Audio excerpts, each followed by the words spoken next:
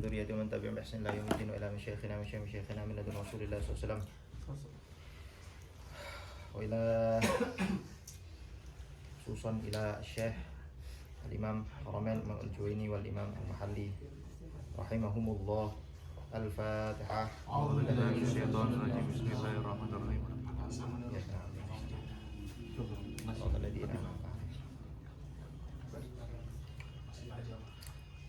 Oke, insyaallah malam ini kita mulai kita awali dulu dengan tarjamatul musannif, biografinya musannif. Karena seperti biasa sebelum kita memulai kajian, kita setidak-tidaknya kenal sedikit siapa penulis kitab ini.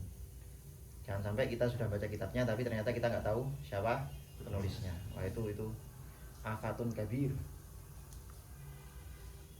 Dan ya tentu saja supaya lebih barokah, dan ketika ngaji kita, kalau misalnya kita tawasul sama musonifnya, kita bisa merasakan, oh ini yang sedang kita tawasul ini orang hebat, luar biasa, karyanya ini sejarah hidupnya begini, dan seterusnya.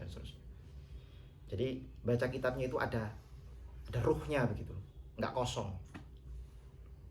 Oke. Dan sebagaimana sabda Nabi, beliau pernah bersabda, fi dzikris sholihin tanzilur rahmah. Ketika diceritakan kisah-kisah orang soleh, maka akan turun rahmat. Nah, semoga Ruwaq Abasi ini ada hujan rahmat di Ruwaq Abasi. Amin. Oke. Kitab yang hendak kita kaji insyaallah adalah Syarah Waraqat.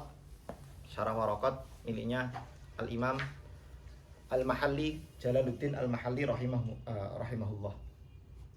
Tentu saja kalau kita ngaji kitab Syarah Waraqat berarti kita juga membaca matannya, yakni matan Waraqat yang itu ditulis oleh Al-Imam Haramain atau Imam Al-Juwaini.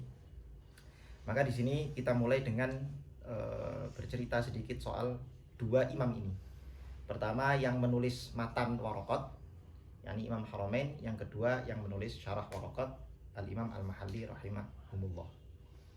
Pertama Imam Haramain. Imam Haramain nama panjang beliau adalah Al-Imam Abdul Ma'ali Abdul Malik bin Abdullah bin Yusuf bin Muhammad Al-Juwaini An-Naisaburi.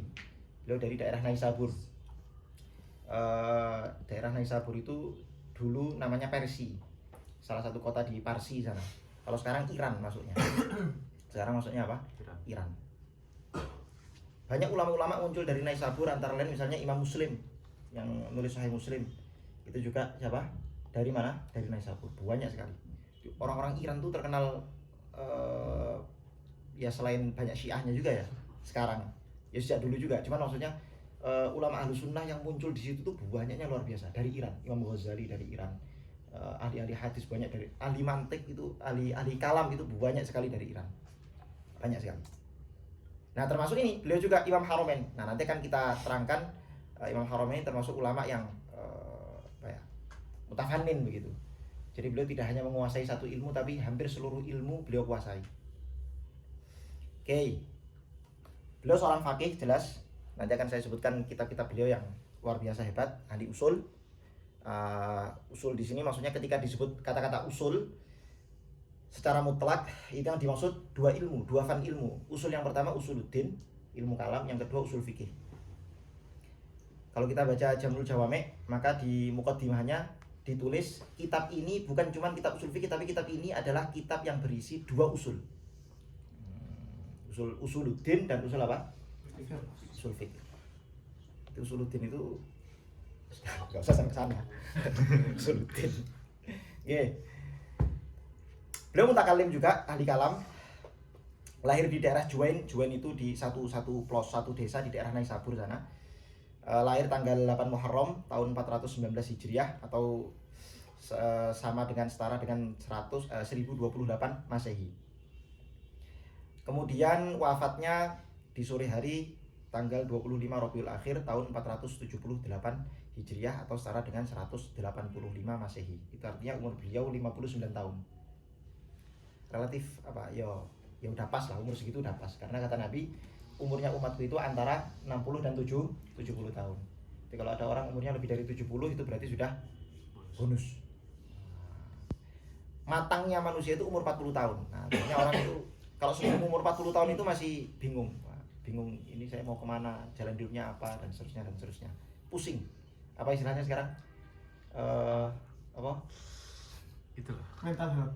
Mental, ya itulah pokoknya ya, mental issue dan seterusnya itu. Beliau hidup di eranya Abbasi. Wah. Nah, Abbasi, nah ini cocok sama nama ruwak kita. Orang tuanya alim, bapaknya orang alim. Beliau belajar sama bapaknya di awal-awal dan ibunya sholihahnya luar biasa. Sejak kecil beliau dididik, tentu saja dididik sama kedua orang tua yang alim dan soleh, sehingga beliau sejak kecil itu tidak pernah memakan makanan haram, bahkan syubhat aja nggak pernah. Ibunya tidak pernah menyuapkan ke mulut anaknya, yakni si Imam Haromen kecil yang masih bayi ini, tidak pernah disuapi makanan-makanan yang syubhat. Pernah suatu ketika, apa yang syubhat itu macam-macam ya, termasuk duit pilpres, itu syubhat jelas itu ya. Oh, iya. Jangan menerima duit pilpres sih. Susu. Dari semua loh ya, dari semua, bukan dari satu kelompok aja, dari semua, duit pilpres dari semua. Itu jelas syubhat itu, malah nyerempet ke haram itu malah. Nah pernah suatu malam, ibunya Imam Haromen ini lagi masak di dapur. Terus Imam Haromen yang masih kecil, si bayi Imam Haromen ini nangis. Ibunya tidak dengar, tapi tetangganya dengar. Akhirnya tetangganya nyuruh pembantu perempuannya untuk datang, coba kamu lihat itu kok bayinya nangis-nangis tidak berhenti-berhenti. Dilihat ternyata haus, butuh susu.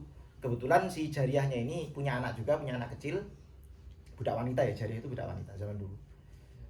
Akhirnya sama jariyah ini disusui sama jariyah. Ketika tengah-tengah disusui, mungkin beberapa isapan aja, 2 isapan, 3 isapan, ibunya balik ke dapur, baru loh disusui sama jariyah, dilarang sama ibunya, udah. Habis itu jariyahnya pergi balik ke rumah pemiliknya. Habis itu sama ibunya Imam Haromen, tangannya telunjuknya ibunya Imam Haromen dimasukkan ke kerongkongan anaknya biar anaknya muntah.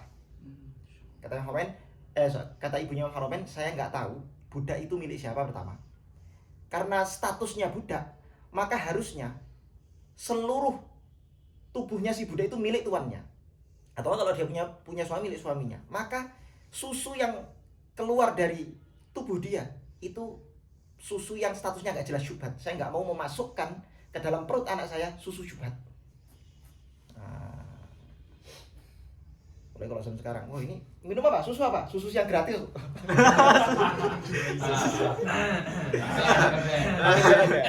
Halal berarti ya. Halal. Susu yang gratis halal. Kasih kukut ini. Nanti dipotong bagian ini ya. Kalau 0-2 menang, tapi kalau kalah. Bercanda. Oke. Saya mana tadi? Susu. Sampai akhirnya jadi guyonannya Imam Haromen ketika Imam Haromen sudah dewasa, diceritakan kisah itu sama orang tuanya. Terus ketika beliau ngajar, kok tengah-tengah ngajar beliau ngerasa kayak sulit menjelaskan, atau enggak terbata-bata, atau enggak kesendat-sendat, ilhamnya enggak muncul, mulutnya keluh. Beliau bilang, ini pasti sisa-sisa dari isapan susunya si jariyah itu, kata beliau. Susu syubhat. Allah. Jadi kata para ulama, orang itu kalau mau futuh dalam ilmu, maka dia harus mengisi tubuhnya hanya dengan makanan-makanan, minuman-minuman yang halal. Kalau sampai orang itu banyak mengkonsumsi barang-barang syubhat, maka nanti akhirnya otaknya itu sulit menerima ilmu. Biasanya begitu, biasanya. Atau enggak kalau mudah, kok ada orang banyak makan duit haram atau syubhat, terus kok dia pinter, cerdas, muntas. Itu nanti wallahu alam, biasanya ilmunya enggak berkah, jadi ulama maksud. Wallahu alam. Wallahu alam. Muntas lagi.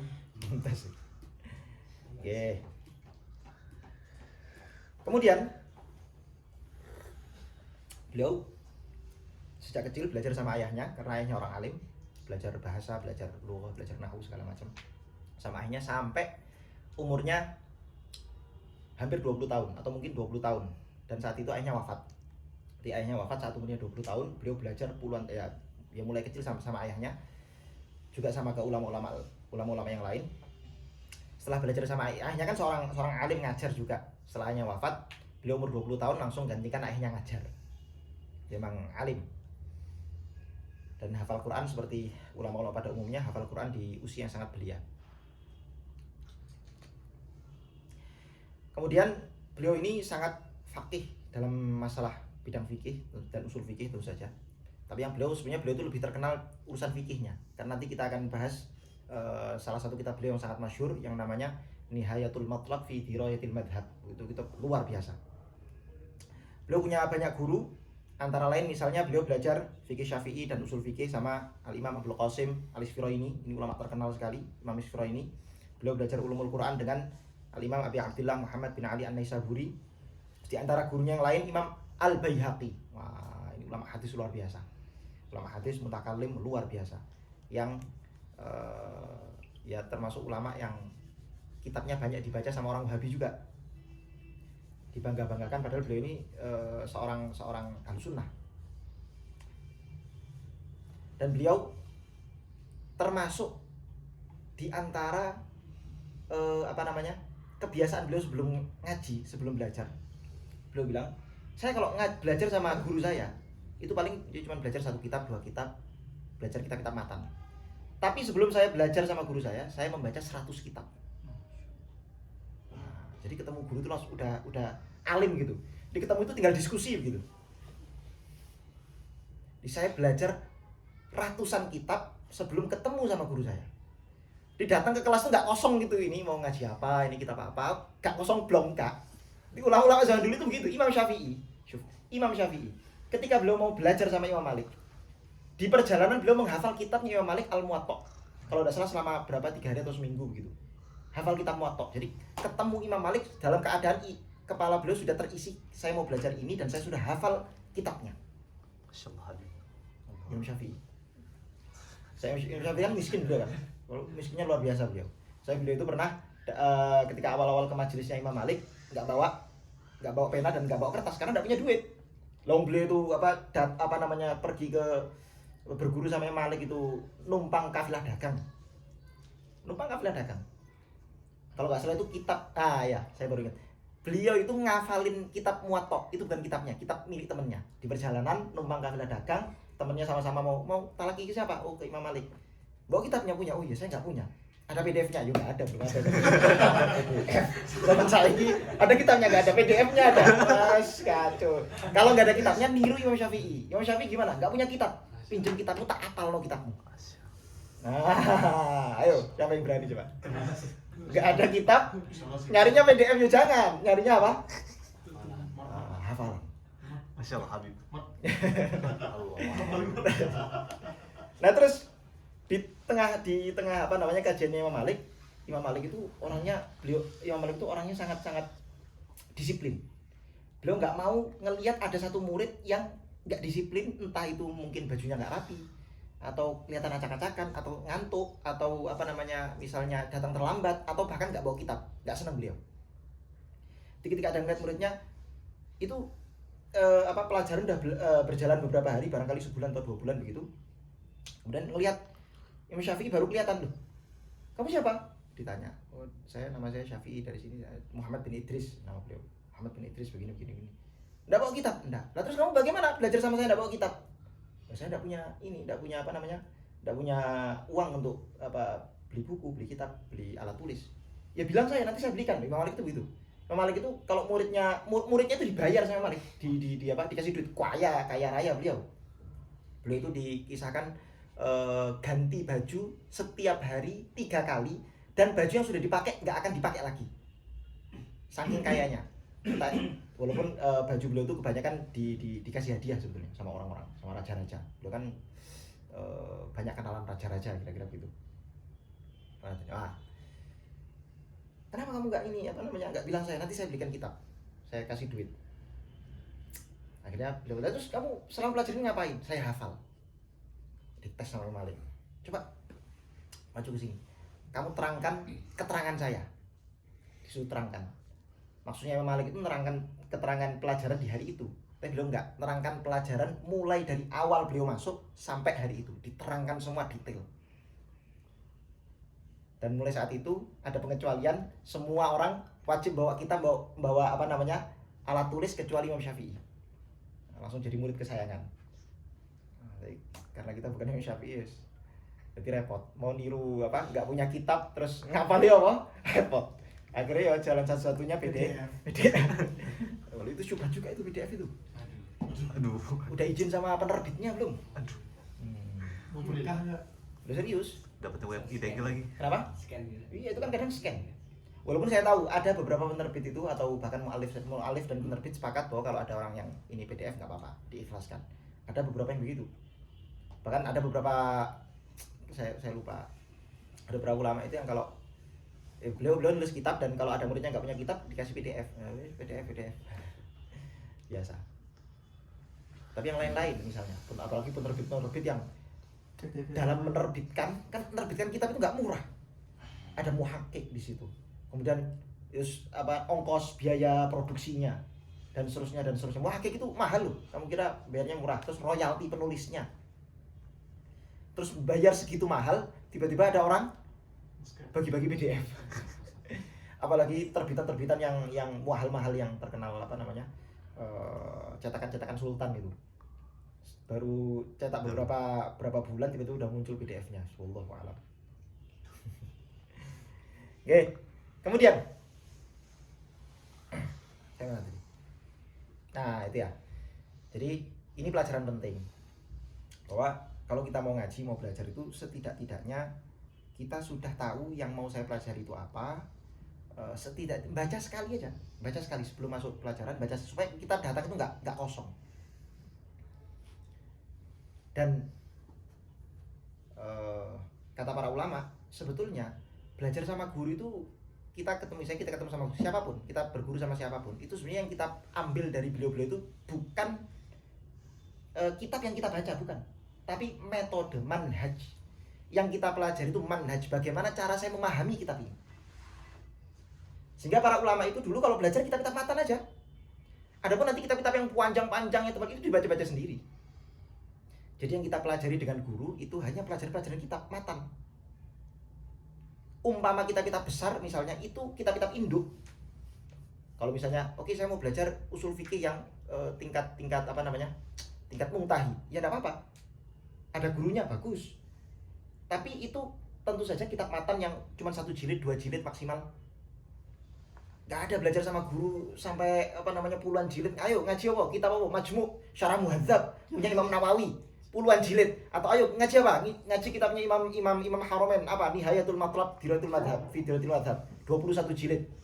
Cetakan Darul Minhaj 21 jilid. Enggak ada begitu. Baca sendiri, rata-rata begitu.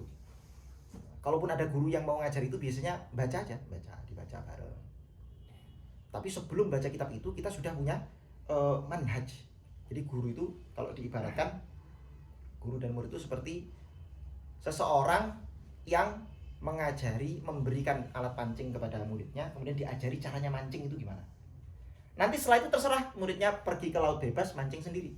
Jangan guru itu memberi ikan terus-terusan pada gurunya. Ini saya kasih ikan, saya pancingkan ya, saya kasihkan ikan, saya pancingkan.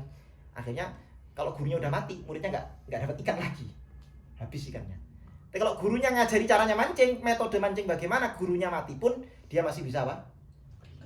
Dapat ikan. Bukan hanya dia bisa dapat ikan, tapi dia bisa memproduksi ikan. Dia bisa jadi produsen ikan. Dia bisa ngajari cara nangkep ikan kepada murid-murid yang lain. Ilmu pun demikian. Kalau kita belajar, yang kita pelajari itu manhajnya, metode. Cara memahami kitab ini bagaimana, urutannya bagaimana, dan seterusnya. Jadi kata-kata para ulama yang masyhur apa man laisa lahu syuyukh fa syaikhuhu syaiton. Itu sebetulnya man laisa lahu syuyukh itu ilmu-ilmu yang kaitannya dengan manhaj itu tadi. Ilmu-ilmu dasar. Atau enggak misalnya kata-kata para ulama yang masyhur yang lain, man kana ilmuhu min kitabih fa khata'uhu aktsar min shawabih. Barang siapa yang ilmunya itu diambil dari kitabnya, maka kekeliruannya pasti lebih banyak daripada benarnya. Man kana ilmuhu min kitabih fa khata'uhu aktsar min shawabih. Maksudnya apa? Maksudnya orang yang belajar ilmu hanya lewat kitab dan itu ilmu-ilmu dasar yang dia belum pernah sama sekali belajar sama seorang guru satupun. Baca-baca kitab sendiri. Nah, itu kemungkinan tersesatnya banyak. Kalau sudah pernah belajar apa ilmu dasar, usul-usul dan seterusnya, itu nanti dia sudah punya ahliyah, kemampuan untuk menganalisa sendiri. Sudah punya kacamata sendiri untuk melihat berbagai masalah. Kira-kira gitu.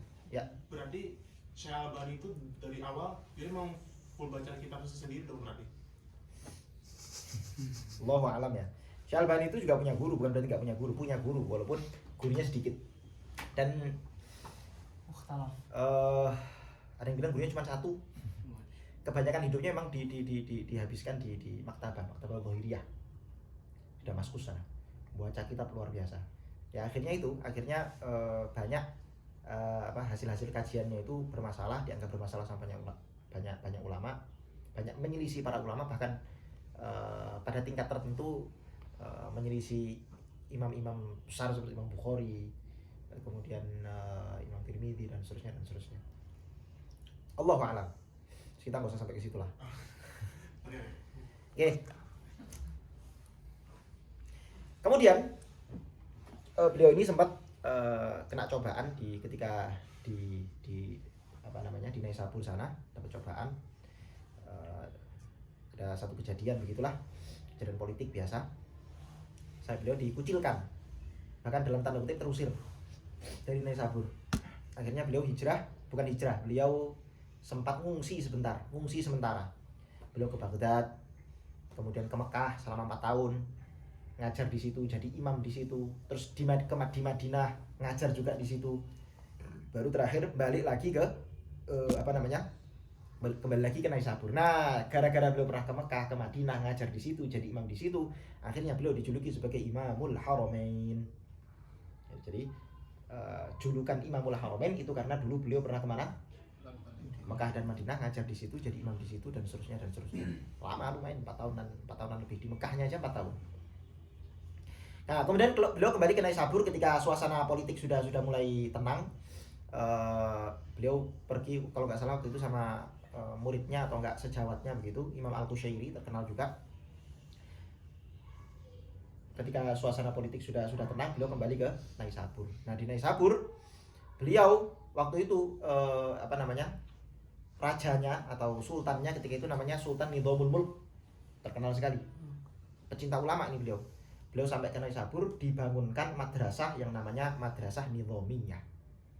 Beliau ngajar di situ, kemudian wah luar biasa. Ini Madrasah Nidhamiyah ini madrasah yang legendnya luar biasa. Ulama-ulama besar keluar dari situ. Antara lain misalnya Imam Al-Ghazali. Muridnya Imam Haramain, Imam Al-Ghazali. Muridnya Imam Haramain. Nah, dibikinkan madrasah namanya Madrasah Nidhamiyah, ngajar di situ sampai akhir hayat beliau. Dan di masa-masa itulah, di masa-masa ketika beliau habis hijrah dari Mekah Madinah kemudian kembali ke Naisabur, di masa-masa itulah masa jaya-jayanya keilmuan beliau. Muridnya banyak, terkenalnya luar biasa, dan kitab-kitabnya juga muncul dari situ. Nah, antara lain kitab yang sangat terkenal dari beliau adalah kitab yang berjudul Nihayatul Matlab fi Dirayatil Madhab. Kitab Nihayatul Matlab fi Dirayatil Madhab ini kita bahas sedikit aja. Ini adalah kitab Mukhtasar Muzani, kitab syarah dari Mukhtasar Muzani. Jadi Imam Syafi'i punya kitab Al-Um, kemudian diikhtisar sama Imam Muzani menjadi kitab Mukhtasar Muzani, kemudian disyarah oleh Imam Haramain menjadi kitab Nihayatul Matlab fi Dirayatil Madhab. Kitab ini adalah kitab yang kata para ulama, setelah Imam Haramain menulis kitab ini, maka tidak ada lagi para ulama fikih mazhab Syafi'i yang membahas fikih Syafi'i kecuali pasti hanya mengulang-ulang atau mentahrir atau mentakrir atau mensyarah atau meringkas kitabnya Imam Haramain, yaitu Matlab fi Dirayatil Madhab. Waalaikumsalam warahmatullahi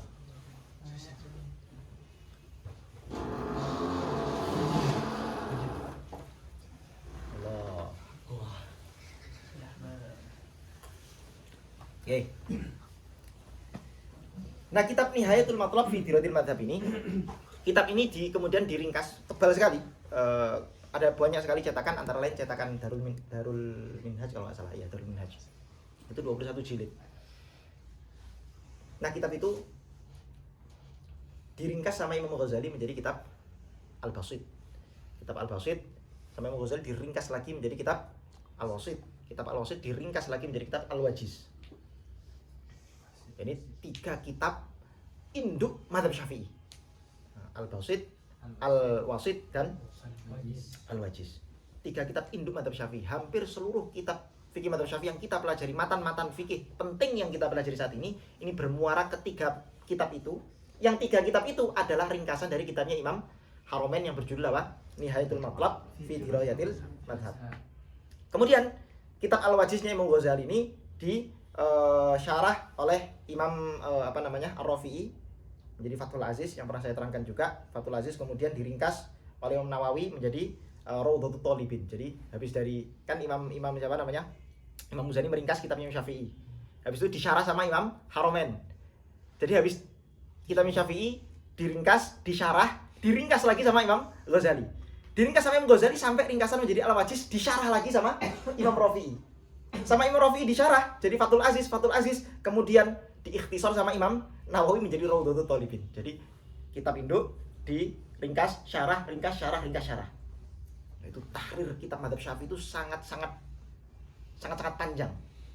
Diteliti, diulang, dikaji lagi, teliti lagi dan seterusnya. Memang kitab mazhab Syafi'i itu mazhab sekali. Mazhab Syafi'i mazhab yang paling kokoh. Kitabnya paling banyak. Luar biasa. Nah, kemudian Rawdatul Thalibin sama Imam Nawawi, Rawdatul Thalibinnya Imam Nawawi diringkas lagi oleh 2 ulama yang terkenal. Yang pertama Imam Ibnul Muqri meringkas kitabnya Rawdatul Thalibin menjadi Rawdatul Thalib, dan yang kedua Imam Al-Masjad diringkas menjadi kitab Al-Ubab. Yang pernah saya ceritakan Imam Al-Masjad, di mana waktu beliau nulis kitab Al-Ubab, datang ke rumah gurunya, beliau pengen mentasheh kitab ini kepada gurunya. Kebetulan gurunya di dalam lagi masak kopi, lagi bakar air masak kopi. Imam Masjid datang, sama gurunya dipanggil, belum ngomong apa-apa langsung diambil kitabnya, dimasukkan ke tunggu api, dibakar kitabnya, nggak tahu apa-apa. Imam Masjid diem aja, ngobrol. Imam Masjid nggak protes, nggak ngapa-ngapain, diem aja. Habis itu ketika mau pulang dipanggil sama gurunya, ya Masjid, kamu kesini tadi bawa kitab kan? Oh iya Syekh, kok tahu Syekh? Iya. Kamu ambil kitabmu di tungku api sana, apinya masih nyala. Nggak protes beliau, langsung diambil, tangannya dimasukkan, nggak panas sama sekali. Diambil dan kitabnya masih utuh, tidak terbakar. Maka disebut Al-Ubab. Yang artinya air dingin.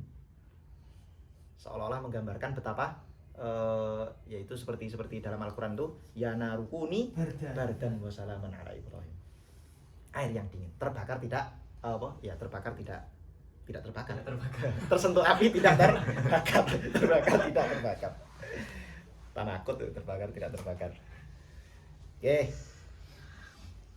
Nah, kemudian Rawdatul Thalib ini sama Imam Zakaria Al-Ansori disyarah lagi menjadi kitab Asnal Matalib.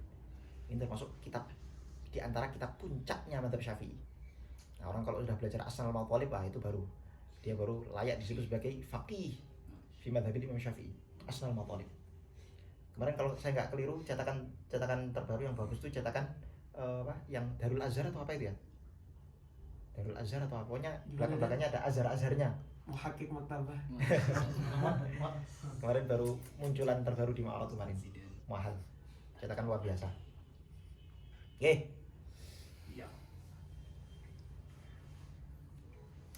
Kemudian beliau ini termasuk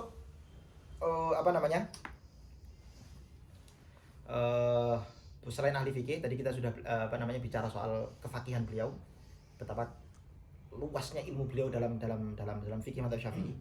Karena kitab Nihayatul Matlab itu kata beliau sendiri yang komentar, beliau bilang begini, saya menghabiskan umur saya, menghabiskan hari-hari saya untuk nulis kitab Nihayatul Matlab, kitab Nihayah. Beliau nulis kitab Nihayah itu ketika masih berada di Mekah. Jadi ketika dalam pengasingan nulis kitab Nihayah sampai akhir hayat beliau, kira-kira 20 tahun. Nulis kitab 20 tahun. Nulis kitab 20 tahun. Jadi kalau pengen kitabnya keren, ya itu nulisnya 20. Itu ulama besar loh yang nulis. Yang ulama besar nulisnya 20 tahun. Luar biasa. Para ulama mengatakan ikhtisar mazhab Syafi'i itu yang nihayatul matlab. Ikhtisar mazhab Syafi'i itulah nihayatul matlab. Kira-kira begitu. Dan ikhtisar ringkasan dari akalnya Imam Haramain ada di kitab Nihayatul Matlab. Oke. Selain beliau ahli fikih, beliau juga usuli, mutakalim. Mutakalim itu artinya apa namanya? Ahli kalam, ahli ilmu kalam. Suka rudud juga, banyak bantah firqah-firqah di luar Islam atau enggak firqah-firqah di dalam Islam yang menyimpang. Beliau banyak membantah ateisme misalnya. Beliau juga banyak membantah apa namanya? Apalagi ya misalnya ya orang-orang Nasrani termasuk, atau firqah-firqah dalam Islam misalnya bantah Mu'tazilah, Syiah, kemudian Batiniyah dan seterusnya. Sehingga nanti kita akan tahu beliau punya murid yang juga suka rudud yang namanya Imam Ghazali. Imam Ghazali itu suka rudud, banyak membantahi ya orang-orang di luar Ahlus Sunnah. Antara lain bantai falasifah dalam kitab yang terkenal Tahafutul Falasifah Imam Al-Ghazali. Oke.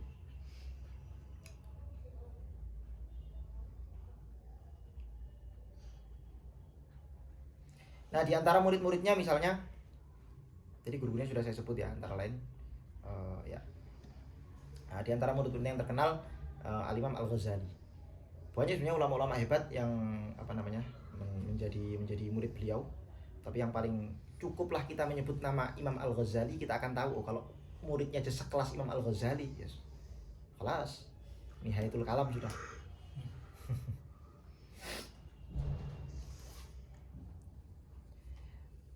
Dalam kitab Nihayatul Matlab itu karena kitab-kitab apa namanya? Kitab rujukan induk dalam mazhab Syafi'i, maka ulama-ulama selepasnya di kitab-kitab mazhab Syafi'i ketika disebut kata-kata al-imam, qala al-imam alal itlaq. Jadi ketika disebut qala al-imam alal itlaq, dimutlakan, tidak disebutkan imam siapa, itu berarti merujuk kepada Imam Haramain dalam kitab-kitab usul fikih mazhab Syafi'i. Jadi kalau misalnya depannya ditambah qala al-imam siapa, qala al-imam siapa. Tapi kalau cuma disebut qala al-imam berarti maknanya siapa? Lil ghalabah itu alnya itu. Langsung orang wah udah pasti Imam Haramain sudah. Bahkan Imam Syafi'i sendiri kadang dalam kitab-kitab usul mazhab Syafi'i cuma disebut qala Syafi'i. Jadi Imam Haramain qala al-imam. Kok bisa begitu coba? Kok bisa begitu? Nah, kata para ulama yang mensyarahi kitab-kitab Minhaj, kata para ulama,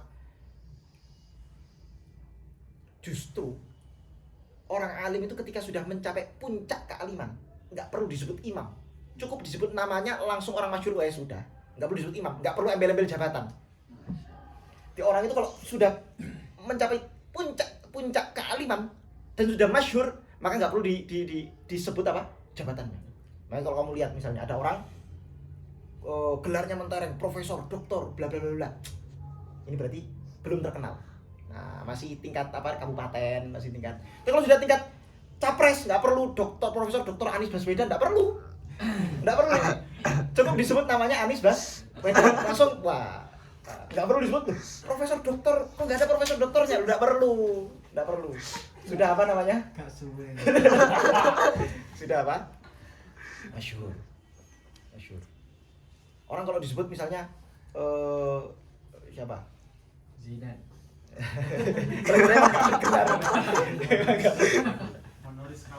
Honoris causa. Nah, apalagi kalau sampai embel-embel di terakhir honoris causa HC bla bla bla.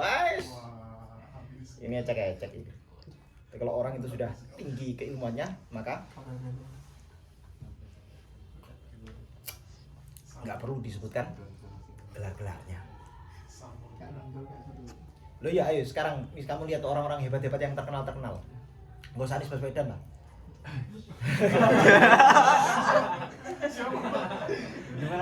Benar. Siapa? Jokowi. Nah, Pak Jokowi. Nah, atau siapa yang misalnya siapa orang terkenal, orang hebat terkenal siapa wis? Donald Trump. Syekh Ali Jum'ah. Oh, Syekh Ali Jum'ah. Atau enggak siapa?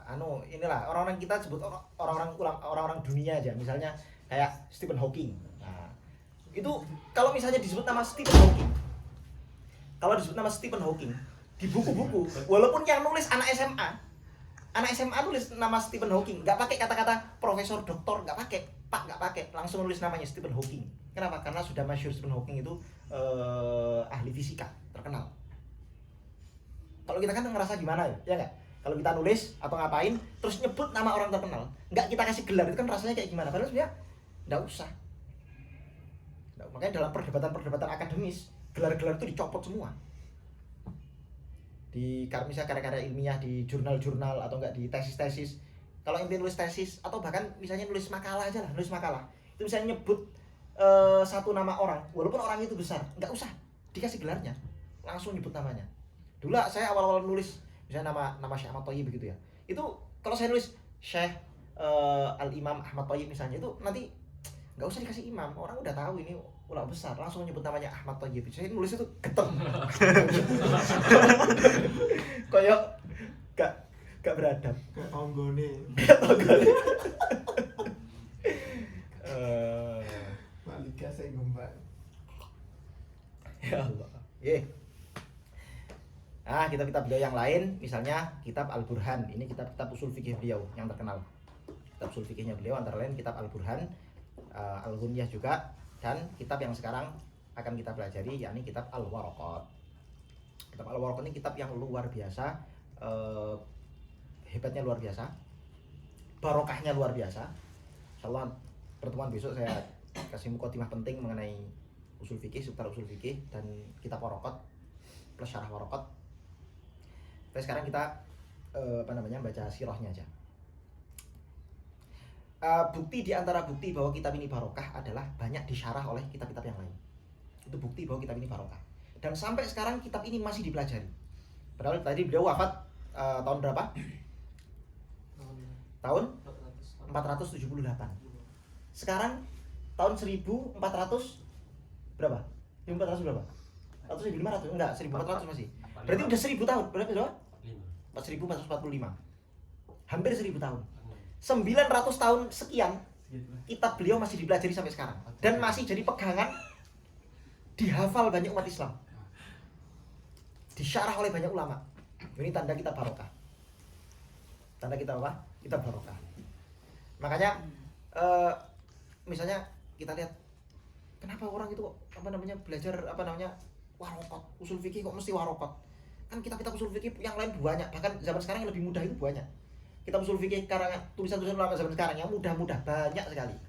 Saya bisa nyebut 10 sampai 15 kitab yang ulama zaman sekarang yang sistematis, bahasanya mudah, dikasih taksim, tasjir, wah, gampangnya luar biasa. Tapi kenapa yang dipakai tetap warokot? Misalnya tulisannya Imam Hasan Hitu, usul fikih. Itu enak empol. Gampang sekali. Kalau nggak salah judulnya Al-Wajiz. Atau enggak kitabnya Imam Wahab Az-Zuhaili, Syekh Wahab Az-Zuhaili, punya kitab usul fikih juga. Enak banget. Tapi kenapa sampai sekarang di madrasah-madrasah yang tetap dipelajari warokot? Nah, apa coba? Kenapa coba? Ya selain barokah apa? Alasan ilmiahnya masuk barokah. Ya karena barokah. Karena jalan ulama-ulama menapaki ilmu. Alasannya antara lain adalah karena ini kitab induk, kitab-kitab yang mudah-mudah yang kita lihat mudah-mudah itu kitab-kitab yang rujukannya ya kitab induk ini. Lah orang itu kalau mau jadi intelektual besar, ngerujuknya ya kitab induk. Kamu kalau nulis makalah, nulis disertasi atau apapun, itu ada yang namanya rujukan primer, ada yang namanya rujukan sekunder. Semakin berkualitas atau tidaknya tulisanmu ditentukan seberapa banyak rujukan primer yang kamu punya. Nah, rujukan primer usul fikih ya warokot ini. Jadi mahal. Nah, orang kalau sudah terbiasa baca kitab-kitab induk, maka nanti dia baca kitab-kitab yang mudah-mudah itu ya mudah. Baca kitab-kitab yang belakangan ditulis ulama mutakhir itu mudah. Itu alasan kenapa di pondok-pondok salaf itu masih pakai kitab-kitab fikih klasik ulama-ulama zaman dulu. Masih kita pakai kitab Minhaj yang sulitnya luar biasa. Tambah lagi kitab Fathul Muin, Fathul Muin itu tambah jelimetnya luar biasa. Lebih sulit baca Fathul Muin daripada Minhaj. Fathul Muin itu jelimetnya luar biasa. Tapi itu masih dipelajari. Kenapa? Bahkan itu di pondok-pondok jadi standar kealiman seorang. Beberapa kiai itu, atau nggak usah kiai lah, beberapa ustadz itu, kalau dia punya anak perempuan, ada santri laki-laki mau ngelamar anak perempuannya, di tes-tesannya selalu baca 2 kitab. Kalau nggak kitab Alfiyah Ibnu Malik, kalau nggak gitu kitab Fathul Muin. orang standar kealiman itu dites dari baca kitab Fathul Muin. Kita ke Mesir tes-tesannya kita Pak. Fathul Qorib. Belum. Fathul Qorib belum. Disuruhnya. Fathul Muin itu luar. Nah, kenapa? Kenapa kita pakai kitab apa namanya? Kitab ulama-ulama lama yang bahasanya sulit difahami. Kitab Turaf. Karena dengan kita bisa membaca kitab-kitab itu, nanti baca kitab-kitab ulama zaman sekarang kayak baca novel, kayak baca komik, kayak baca koran. Oh ya, yes, oh paham. Oh yes. Wah, udah pernah. Oh ini keliru nih, harusnya begini. Kita oh ini dhaif ini. Enggak mau tamat. Itu Imam Haramain. Kenapa nggak ke Ar-Risalah langsung? Terlalu tinggi. Terlalu tinggi. Ar-Risalah itu terlalu tinggi. Jadi ya betul memang ujungnya itu puncaknya kita akan pengen baca Ar-Risalah. Tapi untuk sampai ke situ harus ada tangga-tangga. Yang tangganya ini juga harus kita pelajari lewat kitab-kitab Turaf. Supaya seimbang. Kalau kita misalnya tangga-tangganya itu kita mulai dari kitab-kitabnya ulama salaf. Ulama-ulama kholaf, ulama-ulama mutaakhirin, ulama kontemporer. Kita tangganya mulai dari situ. Terus kita nggak pernah baca kitab-kitab ulama salaf, tiba-tiba kita pengen loncat nanti ke Ar-Risalah. Wah, bingung. Ini apa sih? Ini kayaknya suratnya Fir'aun ke ini bahasa Arab jahiliyah, bahasa Arab kuno. Bahasa Arab jahiliyah. Susah-susah. Tapi sebetulnya kalau misalnya kita belajar baca, misalnya kita latihan baca kitab-kitab ulama zaman dulu, itu kita baca kitab ulama zaman dulu itu luar biasa. Cara mereka itu ya, Allahu a'lam, mereka itu punya skill nulis kitab dengan sangat ringkas sekali, ijaz. Tidak berlebih-lebihan dalam mensyarah dan tidak kurang sehingga mengurangi faedah. Di seorang itu kalau nulis terlalu pendek, itu nanti faedahnya kurang. Tapi kalau nulis kebanyakan, orang baca males. Ini kan masuk intinya kan cuma ini aja. Kenapa kok bertele-tele jelaskannya? Kan kadang gitu kan. Sering nggak kalian baca tulisan siapapun, termasuk tulisan saya mungkin. Ini kan saya cuma pengen bilang begini. Itu nulisnya bertele-tele. Pengen bilang hero Islam itu penting. Dadak cerita di sore hari yang misalnya. Tapi itu beda. Biar harga jualnya Siap. makin tebal kan. Nah, saya mana tadi? Nah, ulama zaman dulu itu kalau nulis kitab itu punya ciri khas gaya tulisan, termasuk Imam Zakaria Al-Ansari, luar biasa. Beliau kalau nulis kitab itu seperti itu. Bahkan dalam wawu dan fa-nya itu, dalam setiap ibarat, bukan hanya ibarat huruf, karena dalam setiap huruf itu ada faedahnya. Yang kalau kamu ganti huruf itu dengan huruf yang lain, secara zahir maknanya sama, enggak sama. Luar biasanya ulama zaman dulu. Nah, itu pentingnya kita belajar kitab-kitabnya ulama salaf. Oke, dah. Ini lama-lama nanti kita cuman bahas satu imam aja repot. Nah, terakhir beliau dijuluki sebagai mujaddid abad ke-5 Hijriah. Nah, beliau itu mujaddid, ada banyak ulama yang menjuluki beliau sebagai mujaddid abad ke-5 Hijriah. Allahu a'lam. Oke. Lanjut kita ke Imam Jalaluddin Al-Mahalli rahimahullah. Beliau ini yang mensyarahi kitab Waraqat. Sebenarnya syarah Waraqat ada banyak sekali syarah Waraqat. Cuman yang masyhur yang dipakai di Al-Azhar juga dan dipakai di pondok saya itu syarah Waraqat miliknya Imam Al-Mahalli. Imam Mahalli ini nama lengkapnya adalah Al-Imam Jalaluddin Abu Abdullah Muhammad bin Syihabuddin Ahmad bin Kamaluddin Muhammad bin Ibrahim bin Ahmad bin Hashim Al-Abbasi Al-Ansari Al-Mahalli. Mahalli ini nama satu. Nah, kalau Imam Haramain itu bukan orang Arab, beliau orang Naisabur, daerah Iran sana, Persia zaman dulu. Kalau Imam Mahalli, Jalaluddin Al-Mahalli ini asli orang Arab, orang Mesir. Rumahnya di daerah Mahalli sana. Mahalli itu saya cek di mana di Google Maps tadi. Itu daerah antara Tonto, bacanya gimana sih? Tonto apa Tonto? Tonto ya. Tonto sama Mansuroh. Antara Tonto sama Mansuroh. Ada di provinsi Muhafadzah Ghorbi. Nanti kalian cek aja nanti Muhafadzah Ghorbi. Antara Tonto sampai sekarang namanya masih ada. Sampai sekarang daerahnya masih ada. Al-Mahalli ini. satu qaryah, satu desa gitu. Oke. Beliau lahir pada bulan Syawal tahun 791 Hijriah. Ini berarti jaraknya dengan Imam Haramain jaraknya adalah 300-an 400-an tahun. 300 sampai 400-an tahun. Wafatnya tahun 864 Hijriah. Itu artinya beliau umurnya 70-an tahun. Lebih banyak lebih tua daripada umurnya Imam Haramain yang cuma 59 tahun. Beliau hidup di Mesir ketika itu, yang memimpin yang pimpin ketika itu masih ada di bawah kerajaan Mamluk. Kerajaan Mamalik, kerajaan apa namanya? Para ya bukan mantan budak, iya, mantan budak. Mantan budak karena awalnya budak, kemudian dimerdekakan sama siapa? Syekh Izzuddin bin Abdis Salam. Dalam kisahnya masyhur itu. Jadi kan para Mamalik ini, pangeran-pangeran Mamalik ini dulu mereka adalah budak-budak Bani Abbasiyah. Tapi karena mereka menduduki jabatan-jabatan penting, akhirnya mereka jadi orang-orang pinter, punya jabatan, punya koneksi dan seterusnya. Akhirnya berontak Abbasi, dirikan kerajaan sendiri di Mesir. Bani Mamalik sampai berkuasa lama, statusnya masih apa? Budak. Statusnya masih apa? Budak. Nah, ketika Syekh Izzuddin bin Abdus Salam datang ke Mesir, ngelihat, wah ini nggak bener ini. Ini mereka ini statusnya masih budak, anak-anak mereka pun masih budak. Yang namanya budak itu tasarrufnya, nikahnya nggak boleh sama orang merdeka, harus sama orang budak laki-laki. Yang laki-laki nggak boleh sama wanita-wanita merdeka, harus sama budak. Lah ini mereka ini sudah wah kacau ini. Dan mereka tidak bisa mentasarrufkan harta kerajaan, kan harta kerajaan itu kan diambil dari pajak. Pajak ini kan dari rakyat, uangnya rakyat sebetulnya. Uangnya rakyat itu kan orang merdeka. Rakyatnya orang merdeka, rajanya budak. Duitnya ditasarrufkan sama budak, nggak boleh. Budak itu nggak boleh mentasarrufkan duitnya orang merdeka. Jadi akhirnya jual beli transaksinya negara ketika itu dianggap tidak sah sama Syekh Izzuddin bin Abdus Salam. Dan beliau suarakan itu.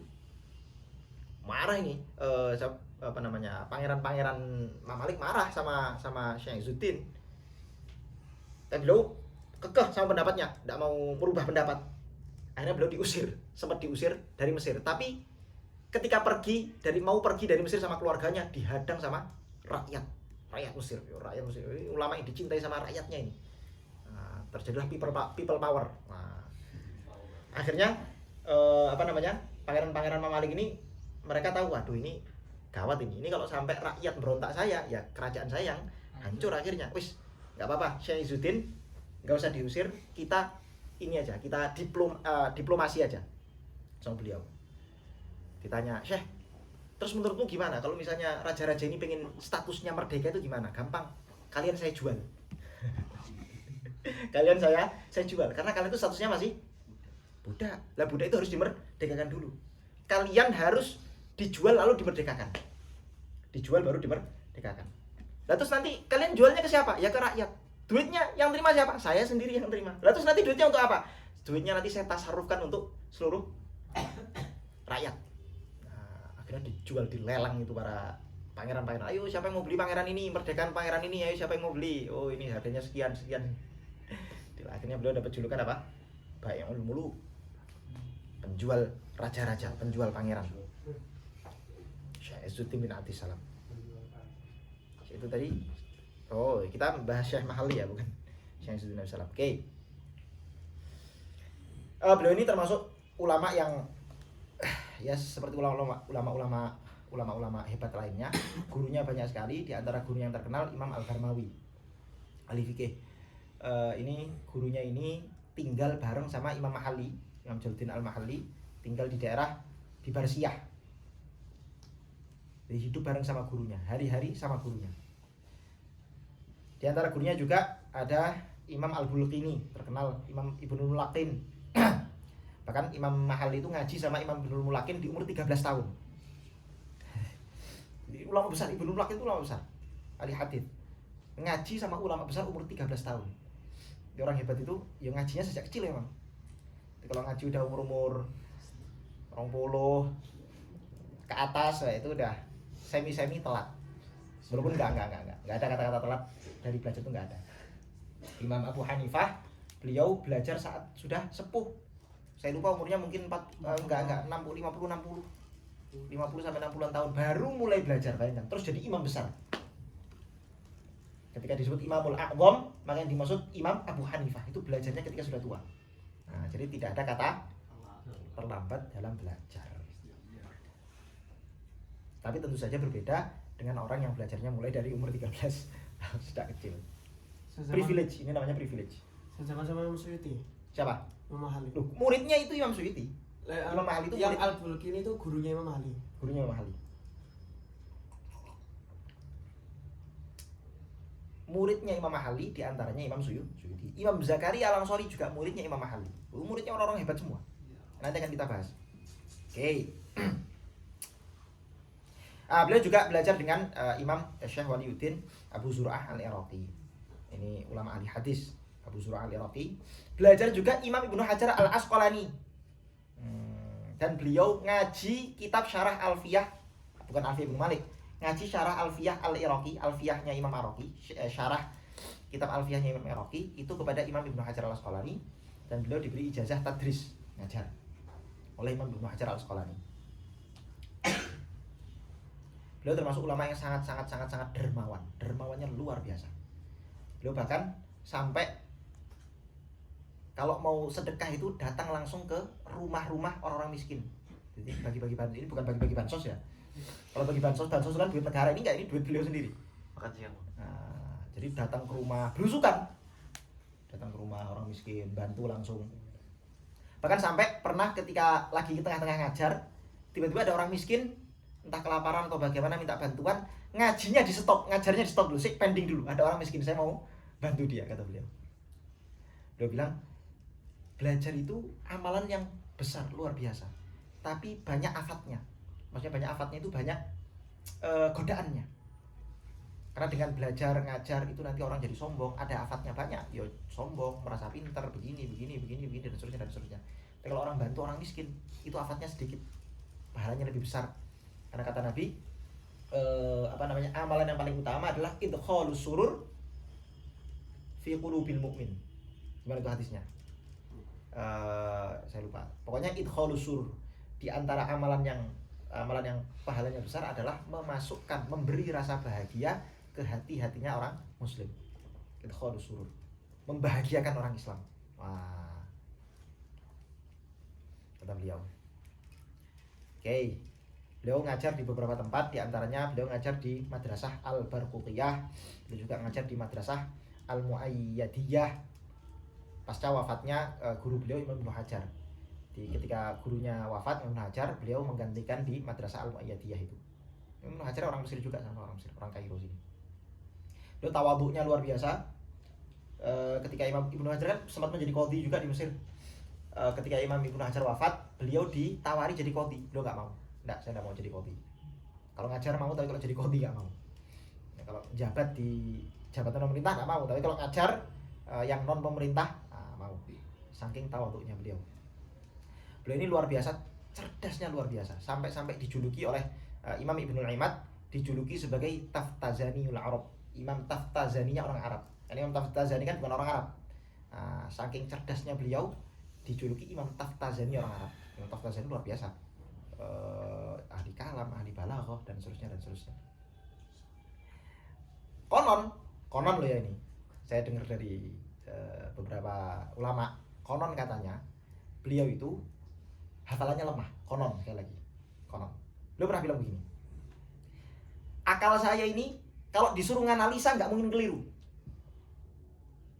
Akalku ini, otakku ini, kalau disuruh menganalisa sesuatu, saking jelinya, saking telitinya, saking taktiknya, nggak mungkin keliru. Akli layak balul khotok, kata beliau. Akalnya nggak mungkin keliru.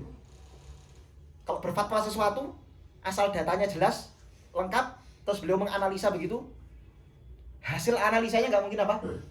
Nggak mungkin keliru. Tapi kata beliau, ketika saya mencoba menghafal, saya nggak bisa. Nah, akhirnya muncul istilah-istilah masyhur dari para ulama, dua kemampuan yang jarang bisa kita temukan di dalam satu diri manusia sekaligus. Apa itu? Kemampuan hafalan yang luar biasa dan kemampuan analisa yang luar biasa. Ini seolah-olah bagaikan air dan minyak. Kalau orang itu analisanya mendalam, itu biasanya hafalannya gak kurang. Bukan berarti gak bisa ngapal ya. Bisa, yo ngapal Quran yo iso, ngapal iki iso. Enggak, bukan yang dimaksud hafalan di sini bukan itu konteksnya. Bukan beliau apal Quran jelas, apal hadis jelas, apal kaidah-kaidah banyak jelas. Tapi yang dimaksud hafalan kuat itu kalau kita sedang bicara hafalan. Kalau saya mengatakan hafalannya para ulama, yang saya maksud bukan hafal alfiyah 1000 bait. Itu biasa ulama zaman dulu. Itu dianggap kayak ngapal qul huwallahu ahad gitulah. Kayak ngapal surat Al-Fatihah itu biasa. Ayo sekarang kalau ada orang hafal surat Al-Fatihah, apakah dia dianggap hafalanmu kuat sekali ya? Hafal Al-Fatihah enggak. Orang hafal qul huwallahu ahad, Allahu samad, hafal 3 qul. Terus dibilang hafalannya kuat. Ya enggak. Enggak. Orang zaman dulu itu ketika menghafal Quran, hafal ribuan hadis, itu nggak dianggap hafalannya kuat. Biasa aja itu. Karena itu udah masyhur, udah lazim di kalangan para ulama zaman dulu. Tapi kemudian keilmuan kita merosot sampai orang hafal Quran itu dianggap wah, cerdas sekali nih. Hafal Quran nggak salah, nggak pernah salah. Qiraah sab'ah nggak salah misalnya. Dianggap luar biasa. Padahal itu hal yang biasa di zaman dulu. Zaman sekarang luar biasa. Yang dimaksud hafalan di sini hafalan yang sampai tingkatan ngapal kitab-kitab yang sampai zaman dulu itu kitabnya saya pernah cerita kalau nggak salah. Kitabnya siapa itu ya? Kitab Al-Muharrar. Kitab Al-Muharrar yang kemudian disyarah sama Imam Nawawi menjadi Majmu'. Muhadzab. Muhadzab. Kitab Muhadzab itu dihafal zaman dulu. Tebelnya luar biasa. Jadi kitab-kitab ngapalannya itu bukan cuma Quran hadis, ya ngapal Quran juga hadis juga, dan hafalan hadisnya nggak main-main, jutaan. Ayo. Dan itu bukan cuma matan hadisnya loh ya. Kalau kita kan cuma matan hadisnya, ayo hafal hadis mi'ah misalnya. Hadis apa? Misalnya hadis apa? Hadis pertama apa? Innamal a'malu binniyat. Oh, kalau hadis mi'ah bukan. Hadis mi'ah apa? Pertama nih. Adibu auladakum ala thalathi khisalin. Rawinya siapa itu? Rawi sahabatnya loh kadang kita lupa. Ulama zaman dulu ketika mengatakan saya hafal 500.000 hadis, 1 juta hadis, yang dimaksud bukan hafal adibu auladakum ala thalathi khisalin, bukan. Tapi apal sanadnya. Bi qala haddatsana fulan qala haddatsana fulan qala haddatsana fulan qala haddatsana fulan anin nabi sallallahu alaihi wasallam qala, baru hadisnya. Bahkan sampai kalaupun sanadnya diotak-atik, diacak, dia bisa mengurutkan sanad itu dari awal. Nah, itu hafalan. Jadi ketika disebut hafalan luar biasa, yang hafalan yang model seperti itu. Nah, Imam Mahal ini konon katanya ada kisah yang mengatakan, beliau sendiri yang mengatakan bahwa hafalan beliau itu lemah. Tentu saja lemah dibanding dibanding kawan-kawan yang lain yang hafalannya kuat. Seperti Imam Syafi'i kan pernah mengatakan gimana tuh? Syakautu ila waqi'in su'a hifdhi fa arsyadani ila tarkil ma'asi wa akhbarani bi anna al-ilma nur wa nurullahi la yuhda lil 'asi. Imam Syafi'i pernah mengatakan, saya mengadu kepada guru saya Imam Waqi'. Imam Waqi' yang makamnya ada di dekat Imam Syafi'i itu, tapi beda bangunan. Dia pernah mengadu kepada gurunya Imam Waqi', su'a hifdhi, kata beliau. Imam Syafi'i mengatakan apa? Su'a hifdhi, hafalanku buruk. Imam Syafi'i yang bilang. Padahal beliau itu kalau misalnya jalan, nutup telinga kanan kiri, kalau masuk ke pasar telinganya ditutup. Kenapa? Karena khawatir kalau misalnya sampai telinganya dibuka, itu obrolan orang pasar itu masuk semua. Harga cabai melangit, harga ini melangit, harga ini melangit. Sopo jadi presiden misalnya. Itu masuk, khawatir beliau sampai nanti teringat-ingat terus, wah ini presiden ini telah menaikkan harga cabai, harga berambang, harga. Akhirnya sama beliau ditutup telinganya. Beliau kalau baca kitab itu nanti baca kitab 1 halaman, itu nanti halaman yang sebelah sini ditutup. Kenapa? Karena khawatir baru ngelirik langsung hafal, langsung teringat hafal. Khawatir kalau hafal dua-duanya beliau nggak fokus sama yang satu dulu. Beliau pengen mungkinkan yang satu baru menghafal yang lain. Kalau sampai ini dibuka, nanti akhirnya langsung kebayang itu. Langsung hafal. Ngelirik aja hafal. Terus beliau bilang apa? Su'ahifdhi, hafalanku buruk. Jadi yang dimaksud buruk sekali lagi, ini yang dimaksud buruk itu tentunya susah dibanding teman-teman beliau barangkali yang hafalannya luar biasa. Nah, ya itu tadi kata para ulama, 2 keahlian yang jarang berkumpul pada satu orang yang sama. Mumtaznya hafalan dan mumtaznya analisa. Orang kalau hafalannya kuat biasanya kurang suka menganalisa, sukanya ngapal. Hafalan. Tapi kalau orang itu analisanya kuat, biasanya nggak terlalu suka ngapal. Mungkin bisa ngapal tapi dia malas ngapal atau enggak lebih sulit ngapal daripada orang yang suka hafalan. Kalau kita enggak, kita itu analisanya jelek, apalannya yo tambah welek gak karuan. Nah, itu kita. Nah, kalau kita itu bukan kamu jangan terus merasa saya kok susah ngapal ya. Jangan-jangan saya ditakdirkan kayak Imam Mahali kak. Ora. Imam Mahali itu nulis kitab namanya Kanzur Raghibin. Itu syarah dari kitab Minhajnya milik Imam Nawawi. Kalau disebut dalam syarah-syarah Minhaj disebut Asy-Syarih, maka langsung merujuk kepada Imam Mahali. Kanzur Raghibin. Itu kitab yang hampir mengumpulkan seluruh faedah-faedah dari syarah-syarah Minhaj. Semua syarah-syarah Minhaj yang ditulis selepas Imam Mahali itu rata-rata mesti sudah pernah dibahas sama Imam Mahali atau enggak disinggung sama Imam Mahali. Dan itu kan dijadikan apa namanya muqarrar di apa syariah ya. Sapa jenenge? Ya. Langsung kaget. Dipotong kaget. Ada pertanyaan. Kanzur Raghibin. Itu luar biasa. Punyanya Imam Jalaluddin Al-Mahali. Beliau juga nulis kitab tafsir yang terkenal, Tafsir Jalalain. Kitab Tafsir Jalalain itu ditulis sama dua imam. Yang pertama Imam Mahali, yang kedua Imam Suyuti. Nah, Imam Mahali ini nulisnya mulai dari surat Al-Kahf. Awal surat Al-Kahf sampai akhir surat An-Nas. Terus beliau mulai dari awal, dari Al-Fatihah. Terus beberapa ayat awal surat Al-Baqarah nggak sempat selesai, wafat. Nah, jadi terus kemudian dilanjutkan sama muridnya Imam Suyuti. Ya, Imam Suyuti ngelanjutkan tulisannya Imam Mahali mulai dari saya lupa ayat berapa, beberapa ayat dari surat Al-Baqarah itu baru karyanya Imam Suyuti.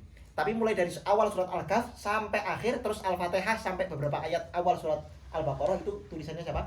Karyanya Imam Mahali. Dilanjutkan sama muridnya Imam Suyuti, akhirnya jadilah kitabnya Kitab Jalalain. Karena ditulis oleh dua orang yang bernama Jalal. Pertama Jalaluddin Al-Mahali, yang kedua Jalaluddin As-Suyuti. Jalalain. Itu kitab yang walaupun tipis dibanding dengan syarah-syarah yang lain. Kan itu tipis sekali itu sebetulnya. Ringkas, tapi itu adalah lubut tafsir. Intisari dari tafsir Al-Qur'an, yaitu Tafsir Jalalain. Makanya itu dikaji di mana-mana dan sampai sekarang. Nah, tangga pertama membaca kitab tafsir itu ya Tafsir Jalalain. Bahkan itu sering bukan cuma dijadikan kajian untuk santri, kadang juga dijadikan sebagai kajian untuk orang awam, orang umum, kajian umum. Tafsir Jalalain diterima oleh seluruh kalangan orang awam dan orang terpelajar. Wah, itu jarang itu, ada orang bisa nulis gitu, jarang. Orang itu kalau nulis terlalu ilmiah, terlalu dakik, itu orang awam nggak bisa baca, nggak bisa paham. Tapi kalau orang nulis itu terlalu sederhana, terlalu simpel, itu orang-orang yang intelek malas baca. Tulisan nopo, nggak ada dagingnya misalnya, atau dagingnya dikit, kolesterol tok di sini misalnya. Tapi kalau ada orang tulisannya bisa diterima orang awam dan diterima orang ahli ilmu, wah itu baru luar biasa. Dan jarang ada penulis murid, antara lain ini tulisannya Imam Mahali. Bukan bincang hadis. Waduh. Laku aja dulu. Oke. Murid beliau banyak sekali yang terkenal, misalnya Ibnu Jamaah, Imam Sakhawi, As-Sakhawi, ahli hadis, juga muridnya beliau Ibnu Farra, Imam Suyuti yang barusan kita sebut tadi. Kemudian Imam Zakaria Al-Ansori dan seterusnya. Ulama-ulama besar semua muridnya. Oke. Terakhir, ini jam berapa ini udah? Oh, udah. Oke, kita akhiri aja. Terakhir, beliau di antara kitab-kitab yang terkenal, beliau mensyarah kitab Waraqat ini, kitab miliknya Imam Imam Haramain. Beliau juga punya kitab yang bagus luar biasa, kitab Syarah Jamul Jawami. Judulnya kitabnya namanya adalah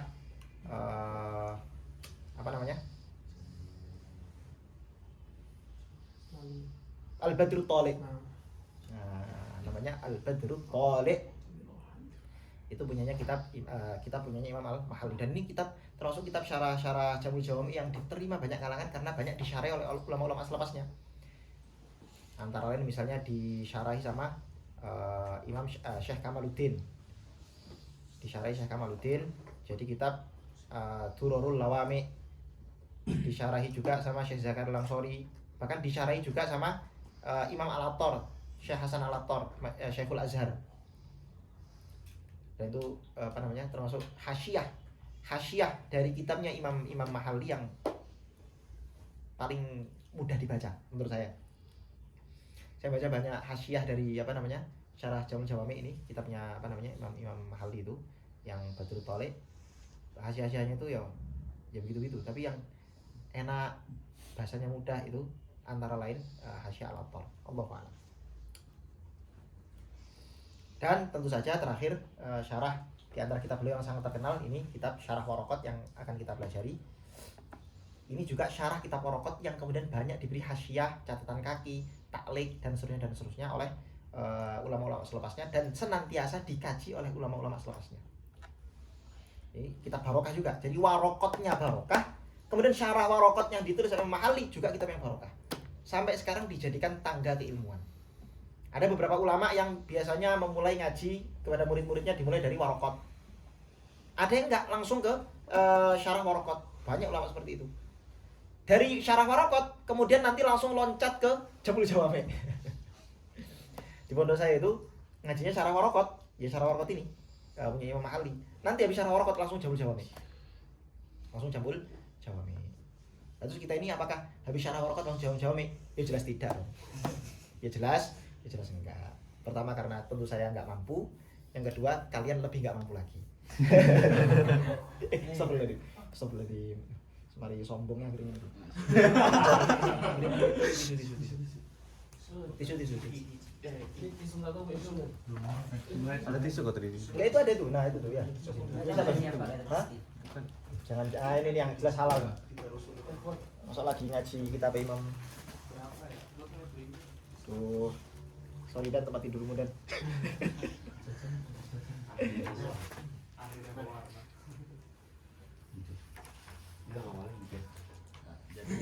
Jatuhnya dia yang coklat. Kenapa? Jatuhnya dia yang coklat. Oh ini coklat, jadi nggak terlalu kelihatan ya? Ini apa? Nggak apa.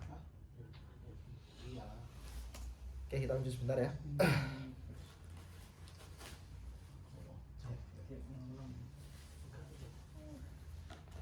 Nah, syarah waraqat ini juga seperti yang saya bilang tadi, kitab syarah waraqatnya Imam Mahalli ini banyak juga disyarahi diberi taklik, catatan kaki oleh para ulama-ulama selepasnya. Dan insya Allah nanti besok, di pertemuan besok saya akan menjelaskan apa keutamaan atau keunggulan kitab syarah waraqat ini dibanding syarah-syarah yang lain. Kemudian bagaimana model penjelasan atau yaitu bagaimana cara Imam Mahalli ini mensyarahi kitab Waraqat. Dan juga insyaallah besok kita bakal mulai muqaddimah usul fikih. Itu penting karena segala sesuatu itu kalau kita nggak ngerti muqaddimahnya, nggak ngerti ini kitab ini ilmu ini bahas apa, maudhu'nya apa saja, atau kira-kira nggak ngerti mabadi asyrohnya lah, nah itu kita akan kesulitan untuk mengikuti pelajaran.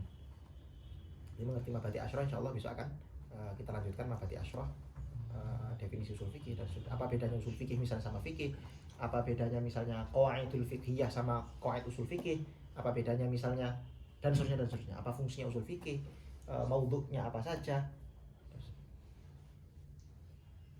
Paham?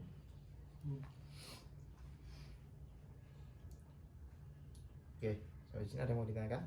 Kenapa kita langsung ke syarahnya? Kenapa nggak matanin dulu? Kenapa nggak matan? Sebetulnya sama saja, karena kalau misalnya bayangan saya, kalau saya jelaskan matannya, otomatis saya mau nggak mau minta tolong pada syarahnya. Jadi mending langsung syarahnya. Berarti ini nanti keterangannya jadi rahasia dong. Begini, saya akan coba tes ombak dulu. Tes ombak itu maksudnya saya ngetes ini mustamiinnya pada ini enggak? Loh, meremehkan Zidane. Pada nyambung enggak? Kalau nyambung, nah bisalah kita sedikit-sedikit berselancar ke takliknya Syekh Said Faudah, atau sedikit-sedikit selancar ke ini taklik yang dibuat sama guru saya Gus Hasan Biki Muhammad, Ziyadatul Ibarat ala Syarhil Waraqat. Dan seterusnya. Barangkali nanti juga sebetulnya saya nggak ngaji kitab ini cuma pengen ini aja, pengen ngasih takrif aja, gambaran dasar-dasar usul fikih itu seperti apa.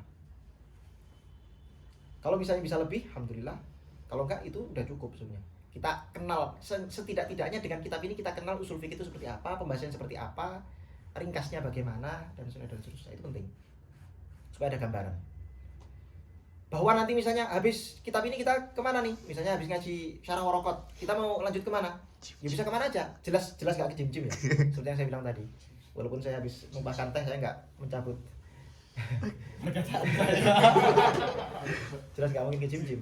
Ya mungkin kita ke Syarah Waraqat yang lain. Misalnya Syarah Qurratul Ain. Syarah Imam Muslimin. Kau? Syarah Qurratul Ain.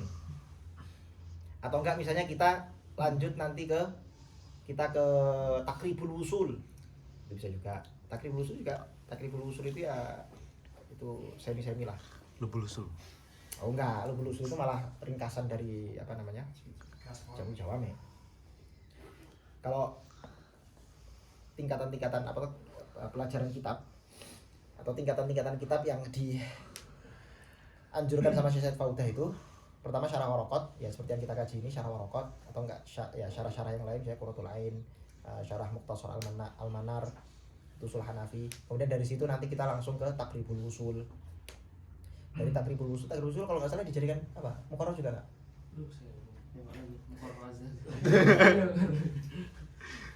Oh karena belum masuk ya ininya. Ataupun kalau masuk ini. Oke. Nah, Takribul Usul. Kemudian bisa ke matan Minhaj. Bukan Minhaj Nawawi, bukan Minhajul Usul, punya Imam Baydawi. Atau enggak Syarah Taqribul Fusul. Nah, baru nanti kalau ini tingkatan Syekh Faudah ya. Tadi dari Syarah Waraqat, Qurratul Ain, kemudian Taqribul Usul, matan Minhaj, Imam Baydawi, Syarah Taqribul Fusul, baru kemudian ke langsung Syarah Jamil Jawame. Syarahnya Jamul Jawame. Baru nanti ke bisa ke langsung kitab induk, di antara kitab induk usul fikih Mukhtasar Ibnu Hajib. Nah, itu di antara induk kitab usul fikih.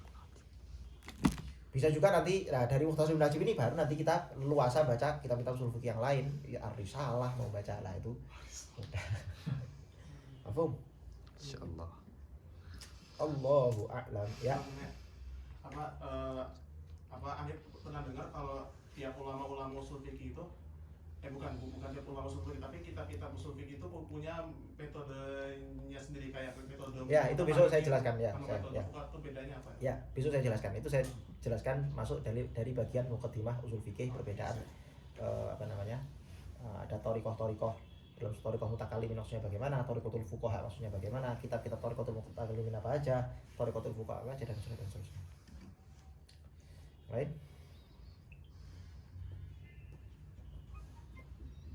Paham ya? Kita akhiri, semoga kajian yang ringkas ini diterima sama Allah. Amin. Asbab futuh kita semua dan tentu saja asbab hidayah seluruh alam. Al-Fatihah. Ya, Allahumma salli afdhalas salati ala as'adi makhluqatika sayyidina Muhammad wa ala alihi wa sahbihi wa sallim adada ma'lumatika wa midada kalimatika kullama dzakaraka dzakiruna wa ghafala 'an dzikrika al-ghafilun. Subhanallah.